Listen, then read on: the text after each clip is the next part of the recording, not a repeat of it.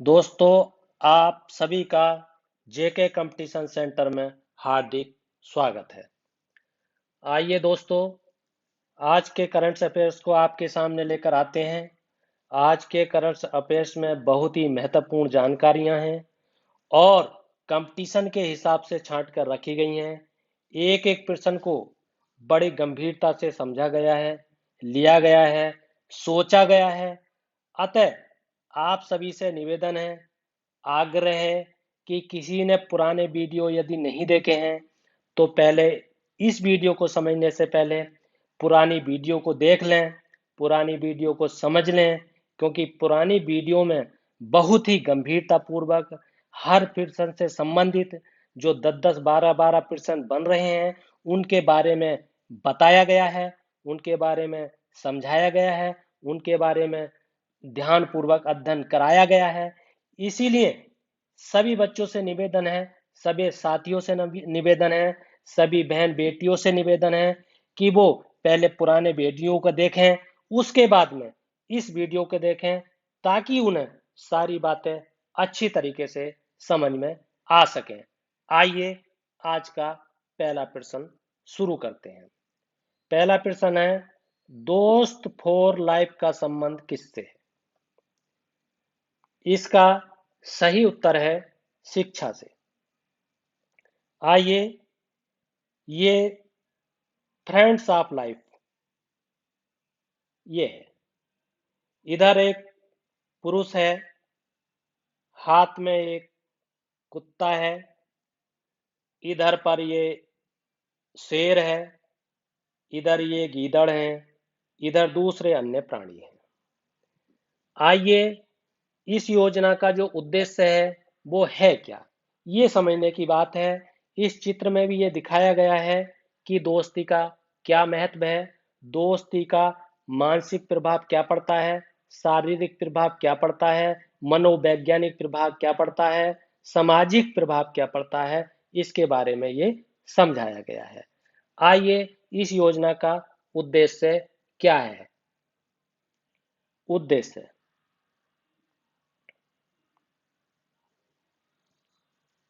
उद्देश्य क्या है? उद्देश्य है कि ये योजना कक्षा 6 से 12 के लिए, कक्षा 6 से 12 की कक्षाओं के लिए, कक्षाओं के लिए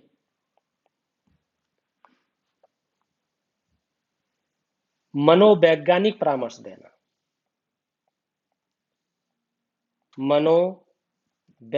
मनोवैज्ञानिक परामर्श देना है। और ये मनोवैज्ञानिक परामर्श किसे देना है, इसके बारे में भी जानना है। ये परामर्श देना है छात्र छात्राओं छात्र छात्राओं एवं अध्यापकों के लिए, अध्यापकों के लिए। देखिए, ये देना क्यों है?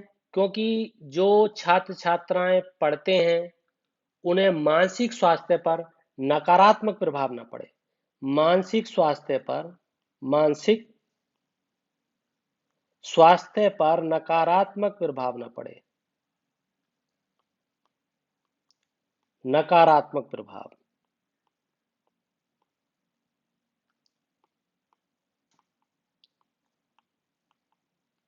ना पड़े। ये योजना प्रारंभ किसने की? इस योजना का प्रारंभ किया है सीबीएसई ने, CBSE, जिसे हिंदी में कहते हैं माध्यमिक केंद्रीय माध्यमिक शिक्षा बोर्ड, केंद्रीय केंद्रीय माध्यमिक माध्यमिक शिक्षा बोर्ड। ये इस प्रश्न से संबंधित महत्वपूर्ण जानकारियां हैं। आइए अगला प्रश्न देखते हैं।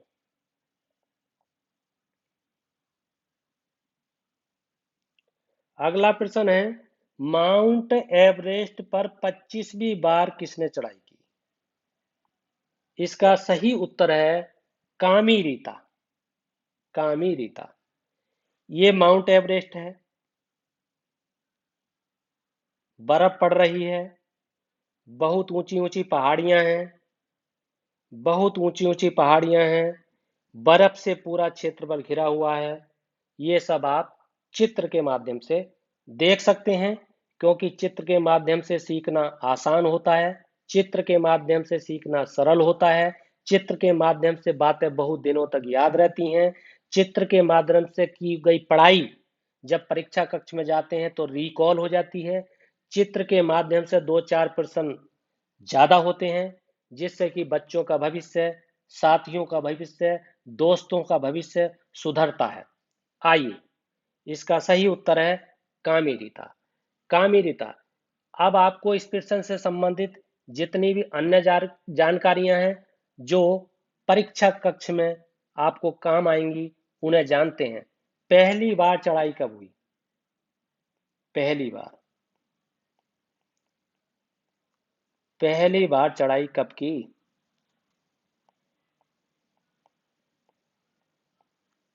1994 में। और ये जो एवरेस्ट है, नेपाल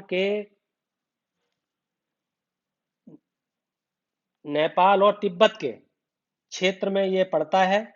ये जो माउंट एवरेस्ट का क्षेत्र है, सबसे पहले व्यक्ति जो हैं, जो जिन्होंने माउंट एवरेस्ट पे चढ़ाई की, उनका नाम है तेनजिंग नार्गे। तेनजिंग नार्गे। तेनजिंग नार्गे सबसे पहले व्यक्ति हैं जिन्होंने माउंट एवरेस्ट पर चढ़ाई की, और ये है नेपाल के। इन्होंने चढ़ाई की थी 1953 में। ये बहुत ही मोस्ट क्वेश्चन है, इसको ध्यान से रखिए। कई बार पूछा गया है, बार बार पूछा गया है कि पहले माउंट एवरेस्ट पर चढ़ाई करने वाले व्यक्ति का क्या नाम है? तेनजिंग नार्गे। तेनजिंग नार्गे किस देश के रहने वाले हैं? नेपाल के। तेनजिंग नार्गे ने किस सन में चढ़ाई की? 1953 में। पहली महिला पहली महिला कौन है जिन्होंने चढ़ाई की? पहली महिला, उनका नाम है जुंको तबई। जुंको तबई। ये कहाँ की रहने वाली हैं? ये जापान की रहने वाली हैं। ये प्रश्न भी कई बार पूछा गया है कि जुंको तबई कहाँ की रहने वाली हैं? जापान की रहने वाली हैं। अच्छा, नेपाल की सीमा किस किस से मिलती है? सीमा इसकी सीमा किससे मिलती है माउंट एवरेस्ट की? मैंने बताया नेपाल और तिब्बत। अभी बोला था मैंने, तिब्बत।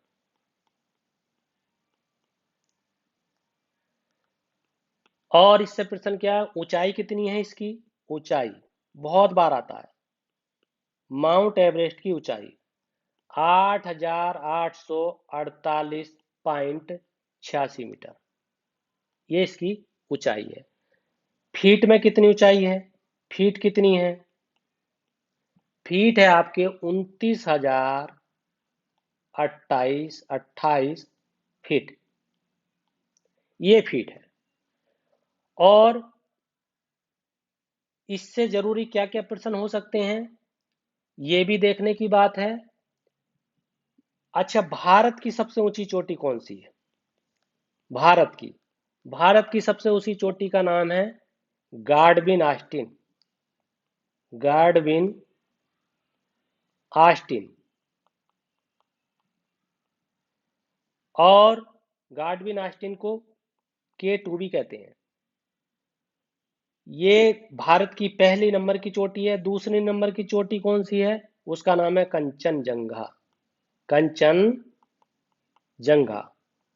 इसकी ऊंचाई कितनी है? 8,546 86 मीटर इसकी ऊंचाई है। और तीसरे नंबर की चोटी कौन सी है? नंदा देवी है, नंदा देवी। चौथे नंबर की चोटी कौन सी है? कामेट।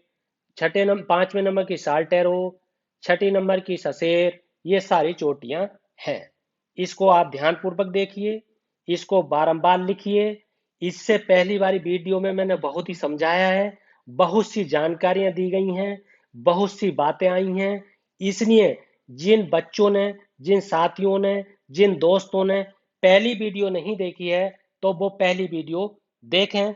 तब जाकर इन वीडियो को देखने में आपको आनंद आएगा। इन वीडियो को तब जाकर आप बहुत अच्छी तरीके से समझ सकते हैं। इन वीडियो की भाषा को आप अच्छी तरीके से ग्रहण कर सकते हैं। इसलिए जिन दोस्तों ने पहली वीडियो नहीं देखी है, वो पहली वीडियो देखें, दूसरी देखें, तीसरी देखें, चौथी देखें, फिर इसको देखें। और जो वीडियो एक बार समझ में नहीं आए, उसे दूसरी बार देखें। जबकि मैंने इस तरीके से समझाया है कि आप इस वीडियो को एक बार भी अगर देख लेंगे, तो आप परीक्षा में 100% करके आएंगे। आपके पूरे प्रश्न सही होंगे। जिन बच्चों के 4-5 नंबर से सिलेक्शन रह जाता है, उनका 100% सिलेक्शन होगा। उनके घर में रोशनी आएगी, उनके घर में उजाला होगा, उनके घर में खुशियां आएंगी, उनकी तकदीर संभलेगी और हमारे देश का नाम रोशन होगा। भारत एक नया भारत बनेगा। आइए अगला प्रश्न देखते हैं। अगला प्रश्न है आपका, पहले ड्राइव इन वैक्सीनेशन सेंटर की स्थापना कहाँ हुई? इसका आपका सही उत्तर है महाराष्ट्र। आइए, ये किसके लिए है? ये जो वैक्सीनेशन सेंटर की स्थापना हुई है, किसके लिए हुई है? इसको जानते हैं, किसके लिए? किसके लिए? इसका सही उत्तर है दिव्यांग व्यक्तियों के लिए। दिव्यांग व्यक्तियों के लिए, व्यक्तियों के लिए, या फिर वृद्धों के लिए, वृद्धों के लिए, या फिर साधन विहीन लोगों के लिए, जिनके आने जाने का कोई भी साधन नहीं है। उनको यदि वैक्सीन लगवानी है, कोरोना का टीका लगवाना है, तो उनके लिए ये व्यवस्था की गई है। और ये महाराष्ट्र में किस जगह है ये सेंटर? ये है मुंबई में। ये मुंबई में सेंटर है। ये प्रश्न आने की बहुत संभावना है कि पहले ड्राइव इन वैक्सीनेशन सेंटर की स्थापना कहाँ हुई? महाराष्ट्र में। यदि महाराष्ट्र नहीं दिया है, तो मुंबई दिया होगा, मुंबई में। और ये देखिए साथियों, दोस्तों, कि जिस प्रश्न में पहले लगा हुआ हो, प्रथम लगा हुआ हो, पहली बार लगा हुआ हो, वो चाहे प्रदेश का प्रश्न हो, चाहे देश का प्रश्न हो, चाहे वो विश्व का प्रश्न हो, चाहे वो एशिया महाद्वीप से संबंधित प्रश्न हो, चाहे वो आपका भौगोलिक दृष्टिकोण का प्रश्न हो, चाहे वो कृषि दृष्टिकोण का प्रश्न हो, चाहे वो ऐतिहासिक दृष्टिकोण का प्रश्न हो, तो वो प्रश्न दोस्तों जरूर आएगा। उसमें आने की संभावना बहुत होती है। करंट अफेयर्स में मैं ऐसे प्रश्नों को ज्यादा समाहित करता हूं जो पहले होता है। आइए, ये कोविड-19 वैक्सीनेशन सेंटर है। यहाँ पर ये व्यवस्था की गई है। यहाँ पर ये लोग खड़े हुए हैं और उन लोगों के लिए जो कि साधन विहीन है, दिव्यांग व्यक्ति हैं, वृद्ध व्यक्ति हैं, उनके लिए इन लोगों की जिम्मेदारियां हैं और ये अपनी ड्यूटी पर खड़े हैं, लगे हुए हैं। आइए, इससे संबंधित और क्या क्या जानकारी हो सकती है? महाराष्ट्र का जो क्षेत्रफल है, महाराष्ट्र का क्षेत्रफल, वो क्षेत्रफल में कौन सा स्थान है महाराष्ट्र का? बहुत ही महत्वपूर्ण प्रश्न है। क्षेत्रफल में महाराष्ट्र का स्थान कितना है, ये आपको देखना है। और ये आपका तीसरा स्थान है। तीसरा स्थान। अच्छा, तीसरा स्थान है, तो पहला स्थान किसका है? पहला स्थान है आपका राजस्थान का। राजस्थान का। दूसरा स्थान तीसरा स्थान किसका है? आपका तीसरा है मध्य प्रदेश का, मध्य प्रदेश का। इस तरीके के प्रश्न बहुत आते हैं और बहुत ज्यादा वो प्रश्न पूछे जाते हैं। इस तरीके के प्रश्नों को आप बार बार समझेंगे, देखेंगे। अच्छा, आबादी के अनुसार महाराष्ट्र का कौन सा स्थान है? आबादी के अनुसार, आबादी के अनुसार महाराष्ट्र का दूसरा स्थान है। पहला स्थान किसका है? पहला स्थान है उत्तर प्रदेश का, उत्तर प्रदेश का। दूसरा स्थान महाराष्ट्र का। तीसरा स्थान आपका किसका है? तीसरा स्थान आपका है बिहार का, बिहार। और चौथा स्थान किसका है? पश्चिम बंगाल का, पश्चिम बंगाल। ये आपका पांचवा स्थान आंध्र प्रदेश का है, आंध्र प्रदेश। यदि आबादी के अनुसार पूछा जाए तो इस तरीके से बताएंगे कि पहला स्थान उत्तर प्रदेश का है, दूसरा स्थान महाराष्ट्र का है, तीसरा स्थान बिहार का है, चौथा स्थान पश्चिम बंगाल का है, पांचवा स्थान आंध्र प्रदेश का है। यदि क्षेत्रफल के अनुसार पूछा जाएगा तो महाराष्ट्र का क्षेत्रफल में आपका तीसरा स्थान है, पहला स्थान राजस्थान का है, दूसरा स्थान मध्य प्रदेश का है, तीसरा स्थान महाराष्ट्र का है। और इसकी और प्रश्न हो सकते हैं जिन्हें मैं मूजा मानी बताऊं, यहाँ पर लिखने की जगह नहीं है। ये देखने की बात है, कई बार प्रश्न पूछा जाता है। इसके मुख्यमंत्री जो बहुत चर्चा में रहते हैं, मुख्यमंत्री उद्धव ठाकरे हैं और राज्यपाल आपके आनंदी वो भगत सिंह कोश्यारी हैं, भगत सिंह कोश्यारी। ये बहुत ही महत्वपूर्ण प्रश्न है। यानी मुख्यमंत्री मिलाने के लिए आते हैं, राज्यपाल मिलाने के लिए आते हैं, मिलाने में प्रश्न पूछ लिया जाता है। इसकी महाराष्ट्र की सीमा कितने राज्यों से मिली हुई है, इसको भी देखना बहुत जरूरी है। महाराष्ट्र की सीमा कर्नाटक से मिली हुई है, गोवा से मिली हुई है, तेलंगाना से मिली हुई है, छत्तीसगढ़ से मिली हुई है, गुजरात से मिली हुई है, मध्य प्रदेश से मिली हुई है। इसलिए मैं बार बार कहता हूं आपसे कि आप बार बार इन चीजों को सुनिए, देखिए, समझिए, ग्रहण करिए, कॉपी लेके बैठिए, जो बताया जाए उन्हें तुरंत नोट कीजिए और एक शॉर्ट नोट्स बना लीजिए, संक्षेप में नोट्स बना लीजिए, उसे छोटा करके बना लीजिए, ताकि परीक्षा के समय आपको कोई ज्यादा मेहनत नहीं करनी पड़े, परीक्षा का बोझ आपके सर पे ना रहे, परीक्षा का बोझ आपके दिमाग में ना रहे, ताकि आप बहुत आराम से ज्यादा प्रश्न करके आए। इन प्रश्नों को आप ध्यान से याद रखिए। ये सारी इस प्रश्न से बचकर आपका कोई भी प्रश्न नहीं जाएगा। यदि वैक्सीनेशन से आए तो कर देंगे, महाराष्ट्र से आए तब कर देंगे, क्षेत्रफल से आए तब कर देंगे, आबादी से आए तब कर देंगे, सीमा से आए तब कर देंगे। आइए अगला प्रश्न देखते हैं। अगला प्रश्न है, किस प्रदेश को ई पंचायत का पुरस्कार मिला है? ई पंचायत, ये ई पंचायत का पुरस्कार। इसका सही उत्तर है उत्तर प्रदेश। बहुत ही महत्वपूर्ण प्रश्न है ये। ई पंचायत, डिजिटल इंडिया। अब देखिए, ई पंचायत का जो उद्देश्य है वो क्या है, ई पंचायत में प्रथम स्थान किसका है और दूसरा स्थान किसका है? प्रथम स्थान तो आपका उत्तर प्रदेश का हो गया, पुरस्कार मिला है इसे प्रथम स्थान का। दूसरा स्थान किसका है? दूसरा स्थान असम, असम एवं छत्तीसगढ़, असम एवं छत्तीसगढ़, ये संयुक्त रूप से दूसरा स्थान दोनों को मिला है। और ये किसके द्वारा दिया जाता है? किसके द्वारा ये पुरस्कार किसके द्वारा दिया जाता है? ये प्रश्न पूछ लिया जाता है कंपटीशन में। ये पंचायती राज मंत्रालय के द्वारा दिया जाता है, पंचायती राज मंत्रालय, मंत्रालय द्वारा। लाभ क्या है इसका?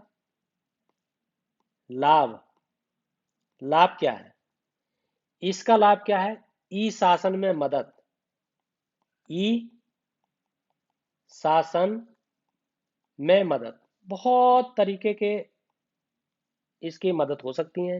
ई शासन में इससे मदद होगी, भ्रष्टाचार में कमी आएगी, धोखाधड़ी में गिरावट होगी, भाई भतीजावाद में कमी आएगी, धरातल पर योजनाएं लागू होंगी, उचित व्यक्ति को लाभ मिलेगा। ये बहुत सारे इसके लाभ हैं। अगर आपको यूपी ट्रिपल एससी से कोई मैं आपका प्री निकल गया है, यदि आपको कोई अधिशासी अधिकारी है, मार्केटिंग इंस्पेक्टर है, या अन्य कोई एग्जाम है उसमें मेंस होता है, आप इस करंट अफेयर्स को सुनते जाइए। ये मेंस की भी जानकारी साथ साथ में हो रही है, प्री की जानकारियां तो दी ही जा रही हैं, ये मेंस की जानकारी भी दी जा रही है। जैसे ये प्रश्न आया, ई पंचायत का पुरस्कार किसे मिला, आपका हुआ उत्तर प्रदेश। मगर मेंस में ये एग्जाम आ सकता है कि ई पंचायत के क्या लाभ हैं, तो मैंने ये बता दिया आपको। आप बता देंगे इसे ई शासन में मदद मिलती है, भ्रष्टाचार में कमी आती है, भाई भतीजावाद का नष्ट होता है, धरातल परियोजनाएं लागू होती हैं, उचित व्यक्ति को लाभ मिलता है, आर्थिक समस्याओं का निदान होता है, और कल्याणकारी भावना उत्पन्न होती है। पूरे 2 पेज लिख सकते हैं इस पर आप। इसलिए मैं कहता हूं, सुनिए, आप पहले सुनिए, फिर लिखिए, फिर समझिए, फिर आप ध्यानपूर्वक उन पर अध्ययन कीजिए। आइए, और क्या हो सकता है। मैंने इससे संबंधित बहुत जानकारी दे दी, और भी आपको बताएंगे।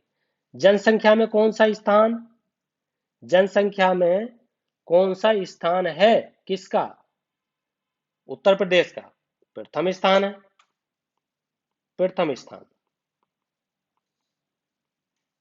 और आपको देखना है मुख्यमंत्री कौन है, अरे योगी आदित्यनाथ है। राज्यपाल कौन है, आनंदीबेन पटेल है। राजधानी कहाँ है, लखनऊ है। डिप्टी सीएम कौन है, दिनेश शर्मा है। पशु कौन है, बारहसिंगा है।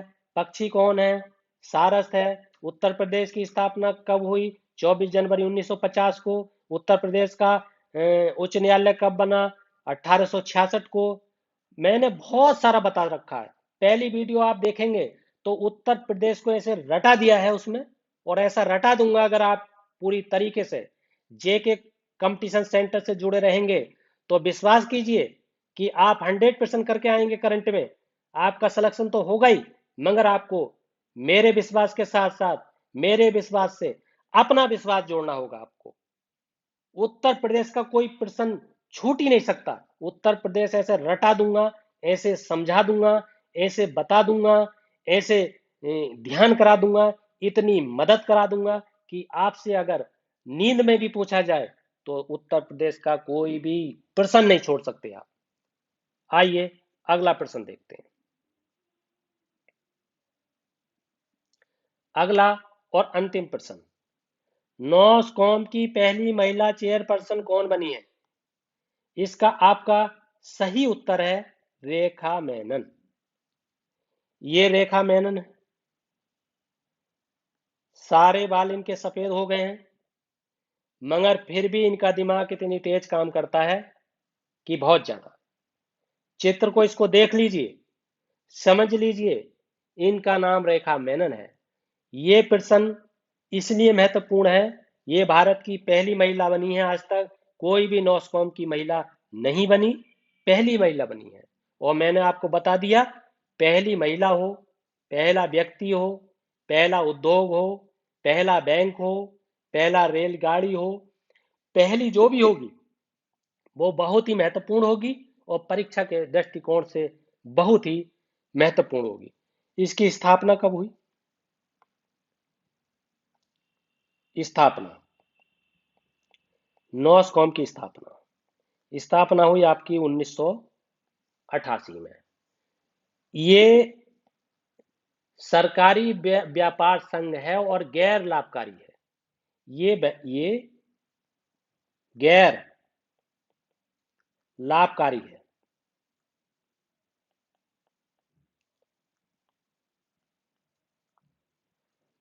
आइए साथियों, दोस्तों, बहनों, ये आज का वीडियो यहीं हम समाप्त करते हैं। ये वीडियो आपको अच्छा लगा हो तो इस वीडियो को आप इस चैनल को सब्सक्राइब कीजिए, वीडियो को शेयर कीजिए, बेल आइकन का बटन दबाइए, वीडियो को लाइक कीजिए। बहुत बहुत धन्यवाद।